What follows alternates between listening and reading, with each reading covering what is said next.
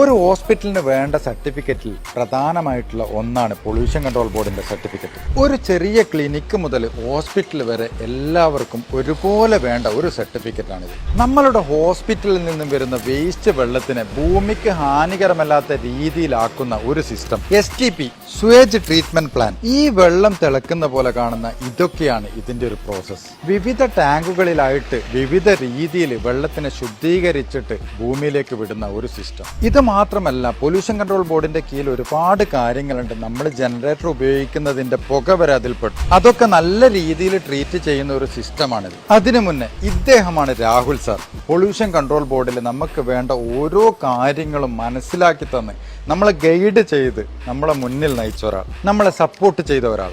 ഒരു ഉദ്യോഗസ്ഥൻ എന്നതിലുപരി നമ്മളെ ഓരോ കാര്യങ്ങളും എങ്ങനെ ചെയ്യണമെന്ന് പറഞ്ഞ് പഠിപ്പിച്ചു തന്ന ഒരു സർ. അപ്പോൾ അതും ലഭ്യമായി. അടുത്ത വിശേഷങ്ങളുമായി അടുത്ത വീഡിയോയിൽ കാണാം. ഹോസ്പിറ്റൽ കഥ തുടരും.